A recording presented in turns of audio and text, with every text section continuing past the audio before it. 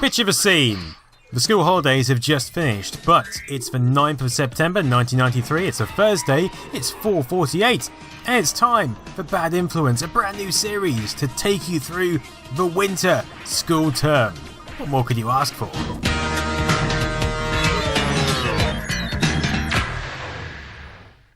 Hello, we're back. Yep, welcome to Bad Influence, returning with all your... Thank you, Andy. Including some fat reviews. This week, our panel look at... Fat reviews. PH fat, I presume. And we've got a first look at the game everybody's talking about, Mortal Kombat. Mortal Kombat! I still get excited watching this, even though it was 25 years ago. Games technology that can produce pictures like this. Me. And Nam's back, in the basement this time. Over here. Right, I'm all ready for the new program with my Bad Influence pencil. I need me one of those. Oh, I need to make one of those. And a brand new cheat book. Right, now for the first cheat of the new... That looks like the sort of thing I would have made in the 80s. It's for Super Swiv on the SNES. Now, normally on Super Swiv, you have to choose to control either the helicopter or the Jeep. One thing of note in this series, there's lots of Super Nintendo bits. Simply press select. This was when the Nintendo console was reaching its sort of peak popularity and giving the Mega Drive a hard run for its money. Start and A. And now I can attack from both the ground and the air together. Right, if you'll excuse me, I just think I'll... He's got a bit of a John Virgo waistcoat going on there, hasn't he? Here we are. Namrood, star of Bad Influence, yes, the shed, that's right. Behind the studio, Leeds, Britain, the world, solar system, the universe, yes, and the cosmos. A somewhat unscheduled interruption, the first of many, I'm sure. Hey, are you tired of typing? No, don't be careful with that keyboard. Looks like an original IBM. Are you jaded by joysticks? Then what you need is one of the new personal computers that you can write on. Hey, right on. I don't think anyone needed one of those in the 90s, not before they could work. Summer. It has the capability to be a phone book, a diary and a notepad, and you can... Although I did want one, and I still need one for reviewing. When you first use this machine, you have to teach it how you write. Not how you write, because it understands the letters. How you write, because it's got to understand how you form each letter. So, let's do B. Train B. Capital B. And tick. Now it's learned how I do a capital B. I put all the other letters in before the program, so now if I write my name, it should recognise it no problem at all. A-N-D-Y-C-R-A-N-E.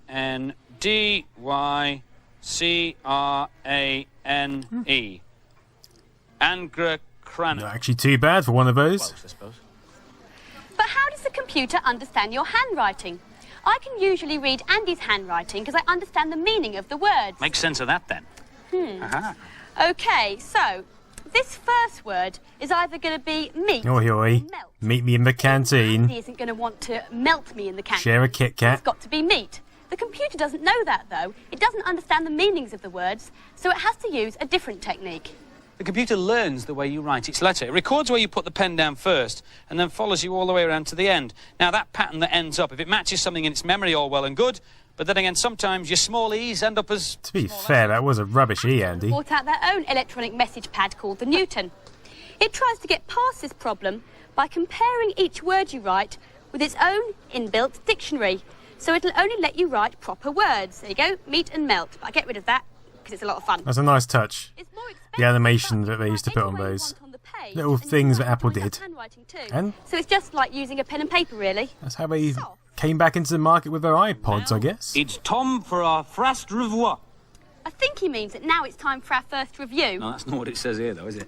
You've written a filthy word, haven't you, Only Andy? one film, but there are loads of different versions. Bum or something. The SNES game comes in interactive surround sound. The PC version... Oh, I had has the that. best Loved graphics. that game. And at the other end of the scale, there's the game... Better than the Mega CD version. They're all due for simultaneous release on October the... Game Boy version was also good. First to hatch is the entirely different Mega Drive version. Here's Sahale. Jurassic Park is an average platform game hyped on the back of a major film license. You can either play Dr. Grant or as a raptor. Notice they've got rid of the TVs in front of them for this review section, and now they have a virtual floating screen.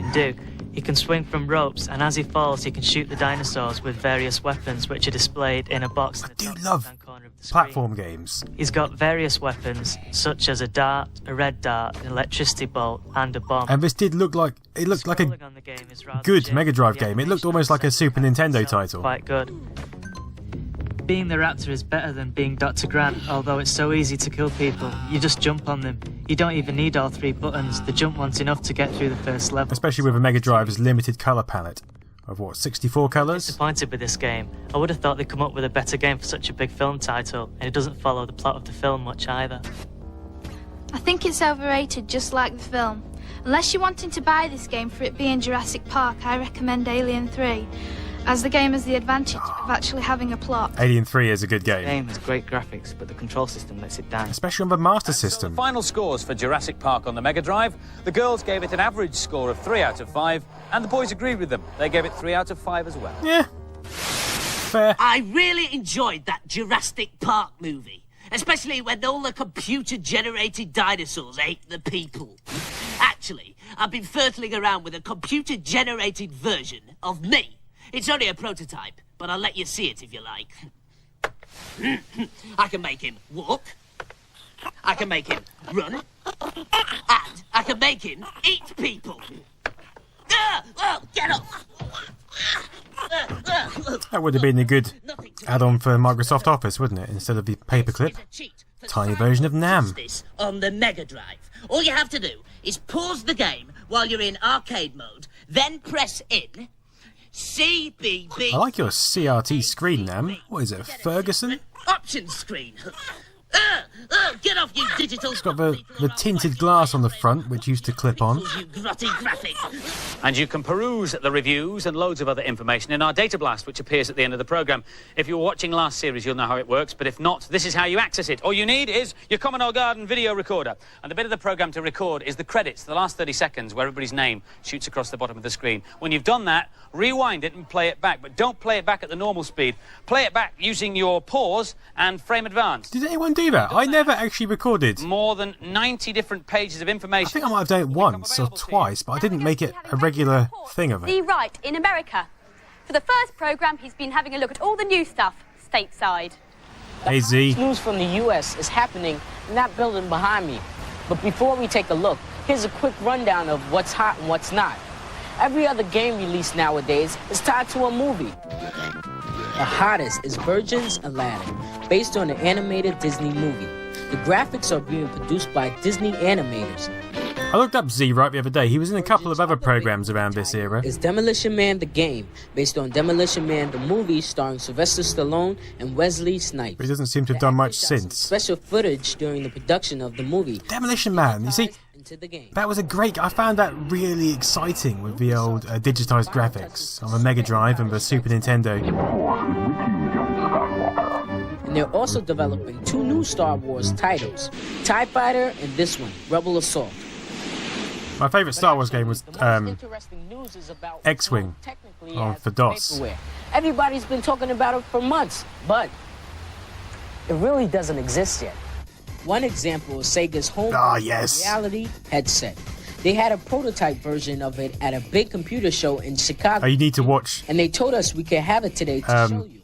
the unveiling of that. It's on YouTube somewhere. Another fascinating It's piece terrible. of VapourWear is the so-called Action Games Master. Ah, I remember We this. can tell it only exists in this picture, but it's supposed to play Super NES, Mega Drive, Master System, and NES. Come on, that was never going to happen, was it? Personally, I'm waiting for the Mark II version, which will no doubt make toast, tidy your bedroom, and probably land a man on Mars. But one piece of vaporware that is slowly condensing into reality is 3DO, and this is their headquarters in California. Man, there was so much hype for the If you 3DO. haven't heard of 3DO, hey, where have you been? It's the next generation of hardware. And here's one of the first players, which should be in shops over here in October. It's just so expensive. Big names have been involved in developing this machine, and they're hoping it's going to take over the world. There were so many terrible titles for it because they just let anyone make games for it. And this machine plays music and photo CDs as well. Something Nintendo have been ahead of the game on. The CDs include both information titles like encyclopedias, dictionaries, and educational software, and of course, games. The machine has fantastic graphics and sound capabilities. This is the opening sequence of a game called Microcosm. The people are digitized actors, but the helicopter is computer generated. This is the space simulator game called Total Eclipse. It's still at a very early stage of development, but you can still get a sense of Looks very much like an X-Wing, doesn't it? There will be 10 titles ready when the machine is launched, with at least another 10 by Christmas, including this one, Crash and Burn. This is a CD full of images. To encourage the game developers to use the capabilities of the studio, they are given a library of 200 CDs full of images and sounds they can use. I wonder how many takes we had to do with that. The most obscure image I could find was this animal from Borneo. Slow loris. A slow loris. Could it be the new sign? Is it cute? But I'm going to leave you with the latest way of watching TV. It's called the Virtual Vision Sport. It's a portable TV with the difference. It gives you the effect of a giant TV screen hanging about 10 feet in front of you in midair. Oh, the football game. Oh, man. See right, in a world of his own, and that 3DO system will be out in Britain next April. Steady on, Z-Man, steady on. Other hardware manufacturers are bringing out their own CD systems too. This is the Commodore CD32. This will be in your shops next month. It's basically an Amiga 1200 with a CD drive, but 50 games are promised by Christmas. There are lots of reasons why software on CD is taking over the world. They're a lot cheaper to produce than cartridges or floppies, and they're very difficult to pirate. But the main reason is that a single CD can hold as much information as 80 cartridges or a staggering 800 floppy disks. It's funny how we've gone from cartridge to CD to Blu-ray and then back to cartridge for the Switch at least. But even with all that extra information, the picture quality is still pretty grainy, isn't it? It's not like your TV. That's because your television picture is made up of 25 different pictures a second, and each of those 25 pictures is made up of 100 million bits of information. That's 2,500 million bits a second. Existing CD systems like the Mega CD can only cope with 1 million bits of information a second. That's why they can only produce this rather grainy image in a quarter of the screen. So what you need for real full-motion video is a way of storing loads of pictures on the CD without using up so much of the memory. I'll tell you what was exciting. Limitations. They made things exciting. It's a bit like a spot the difference competition, and that difference is fairly small. Once the first frame has been recorded on CD, the computer can produce... Pushing the boundaries of hardware. Just by knowing what's changed. Not something we have so much of now. Takes up very little memory. And this CD player has a little add-on black box that lets you do exactly that. It will let you store 74 minutes of music and video on a single CD. Stuff like this from Dire Straits. Now, initially, only music videos will be available, but later on in the year, they promise us that you'll be able to get... I mean, there are new limitations, obviously, but... Motion video opens the floodgates for more realistic games. Back then, we had different producers all trying to of the seventh guest. tweak the technology and get the most from it at the same time, and that's what made it exciting. This is the Exterminator. It's a nifty little converter for the SNES that is also a cheap device. It will even play protected carts like Star Fox. Star Fox is the American version of Star Wing. Like most cheat devices, codes will enable you to get Doesn't extra look life, official to me. and to reach advanced levels. Sega of America are introducing a rating system for all their own label games. Jurassic Park and Roadrunner on the Game Gear are the first ones to get a rating, and they'll be getting GA. Oh, that game. Genuine audience. God, it looks dire, doesn't it? Ratings over here. Time to dust the cobwebs off your Super Scope, because at long last, there's a new game. This is Yoshi's Safari on the SNES. The two chums have been thrust into a shoot-'em-up extravaganza. Mario hops aboard his green scaly pal to bag as many wild beasts as he At least there are more games for the Super Scope than the Mega... what's it called? The Mega Drive version, the Menacer. That's it. A cutesy shoot-'em-up featuring two of the characters from the popular fantasy shooter Parodius. In this game, the characters fly through equally bizarre landscapes in their matching spaceships. Sweet. Or is it? Here's Kathleen flying her pretty blue ship. This is a good fun shoot-'em-up. It has some humorous characters and lovely cheerful music. You can play on your own or with a friend. Great. There's lots happening so you don't get bored. Let's see if I can find some friends. It's hard to see where you are because there's so many things on Who'd the want to screen play at that? once. You need different weapons to kill different baddies. Does look pretty cool, though, The end of as a level game. bosses are really good. They have an outer shell so you have to kill them twice. The colour of the Super Nintendo graphics always Join in at any time. hooked me in. When there's two players, you can team up and use the other spaceship as a weapon. This game's got lots of action, lots of character, and lots of fun. I'd buy it. The graphics are excellent. I'd buy that for especially $1. Mode 7 on the bosses. Cute graphics and cute music make for a really good game. Maybe not £49.99, though. Excellent graphics, but a bit too cute for my taste. It was a good game, though. And the Yeah, it's a Nintendo game. A lot of them are girls cute. gave it a fat 4 out of 5. What are you gonna do? And the boys gave it a fat 4 out of 5 too. He keeps saying fat, doesn't he? He's loving that word. Has to roam the world to find all the pieces of the shattered World Cup, with only a football to help him. Here's Tal. Soccer boy. The first thing that struck me about this game was the excellent presentation. And I think it's good that you have a learning section that teaches you all the moves. To aid you during a game, the only weapon you have is a football, with which you can do various tricks. You can do overhead kicks, you can stand on the ball, roll on it, you can do high jump, It's gotta hurt your head. reach a platform, and if you lose your ball, you can easily regain it. During the game, you have to collect 11 player cards to make up a whole team. This will access a bonus stage, where a piece of the cup may be found. There's also a time limit. As you can see, here I'm not having much luck. Each stage is set in a different country to which there are many levels. You cannot select where to start from, you must complete the game in a certain order of countries. Here we are in Russia.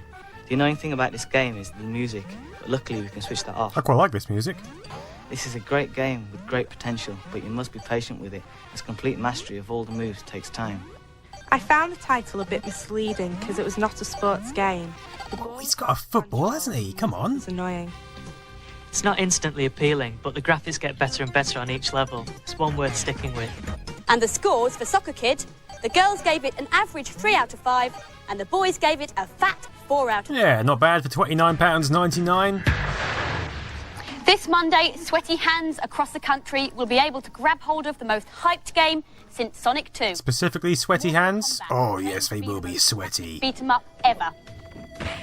Digitise I love this game. parts out of each other's bodies. Still do. Tear off each other's heads.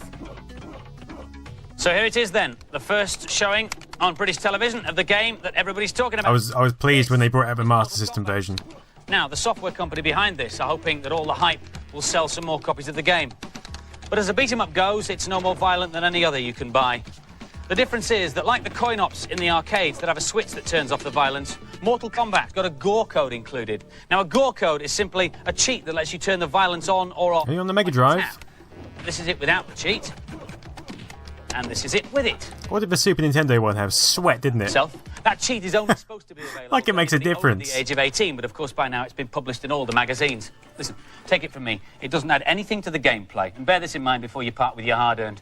In a month's time, the best beat-em-up ever comes to the Mega Drive. Good old Street Fighter 2. Whoa. Mortal Kombat The thing is about Mortal Kombat isn't the violence. absolutely amazing. It's the fact that once again video games will be put under the spotlight and given bad press by people who really don't know what they're talking about. Exactly, Violet. What a load of scrotty rubbish! Video games can't make you violent, and anybody who says they can, I'll rip off their heads and write their name on the wall with the blood from their tonsils. I've been playing video games for ages, and it hasn't affected me. Right. What is that machine he's got there? Behind or in front of the Amiga 600? Cheat menu on body blows for the Amiga. All you have to do I couldn't quite make it out. is pull both joysticks back for 10 seconds. I said 10 seconds to get to the cheat menu. What are you looking at? I've been playing video games for ages, and what are you looking at? If you want to access the Data Blast, set your video recording now. Competition time now. We've got a CDI player and some software to give away. Awesome. Competition question is very simple. What do the letters FMV stand for? If you think you Full know, why not give us a motion call? 0891 vasectomies? 100. Calls will cost you no more than 25p. That's for one. But check with whoever pays the phone bill before you pick up the phone. The lines will stay open until midnight on Monday. And if that wasn't enough, you will also receive Yes! Bad Influence t-shirt, Which you can also get on my website. a copy of Namrood's latest album. Oh, Nam. Ringing in. You can't get that on my website. Any comments Although I'd on like ideas to get a about copy something? of it. But that's it for this week. Bye. Has anyone got that? Although I'd like to point out that I did write all the credits for this week's programme on my pen pad. See ya. There we go. Let's look at Andy's lovely credits.